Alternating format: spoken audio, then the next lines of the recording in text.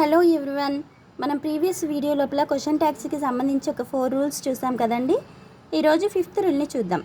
5th rule వచ్చేసి statements that use the following are considered negative and hence tag to these statements will be positive.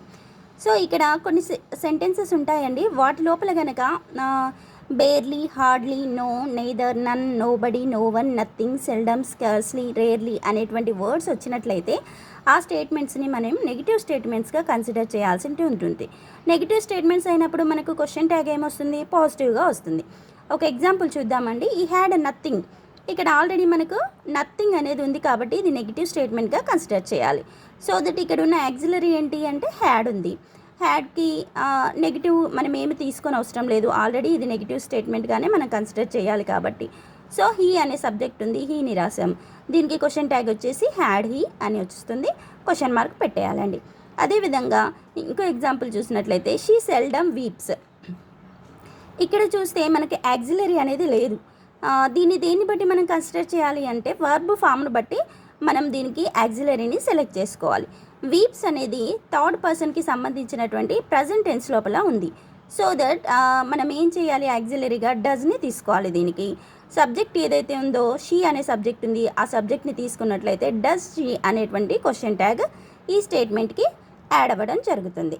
Next rule number 6ని చూసినట్లయితే if the statement has an introductory subject with it then the subject of the tag becomes as follows.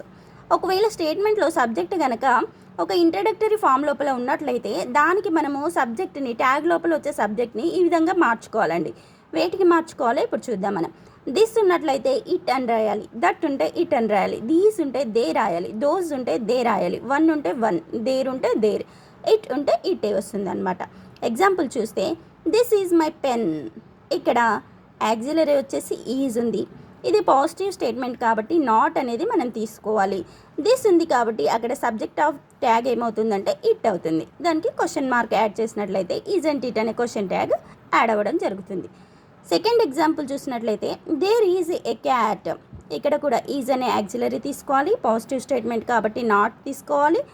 Isn't అది తీసుకున్న తర్వాత దేర్కి మనము there అనేది రాయాలి. ఎందుకంటే ఇక్కడ సబ్జెక్ట్ ఆఫ్ ద ట్యాగ్ అనేది మారదు కనుక ఇజంట్ దేర్ అనేది మనకు క్వశ్చన్ ట్యాగ్గా రావడం జరుగుతుంది.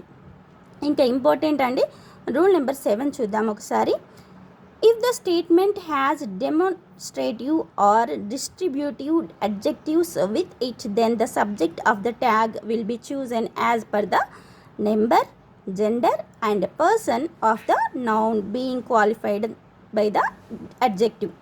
ఇక్కడ చూడండి, మనకు స్టేట్మెంట్ కనుక డెమాన్స్ట్రేటివ్గా ఉన్న, డిస్ట్రిబ్యూటివ్ అడ్జెక్టివ్స్గా ఉన్న దానిలో సబ్జెక్ట్ని మనం దేన్ని బేస్ చేసి తీసుకోవాలి అని అంటే నెంబర్ బేస్ చేసుకోవాలి, జెండర్ బేస్ చేసుకోవాలి అండ్ పర్సన్, అది పర్సన్ బేస్ చేసుకొని తీసుకోవాలి. అంటే ఫస్ట్ పర్సనా, సెకండ్ పర్సనా, థర్డ్ పర్సనా చూడాలి. జెండర్ లోపల ఫెమినైనా, మ్యాస్కులైనా చూడాలి. నెంబర్లో వచ్చేసి అది సింగులరా, ప్లూరలా అనేది చూడాలండి. మనకు ఇంగ్లీష్లో పర్సన్స్ ఉంటాయి కదా, ఐవి, యు.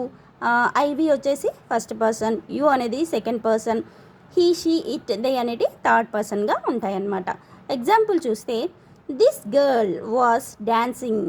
ఇక్కడ ఇది మనకు ఉన్నటువంటి స్టేట్మెంట్, ఇది పాజిటివ్ స్టేట్మెంట్.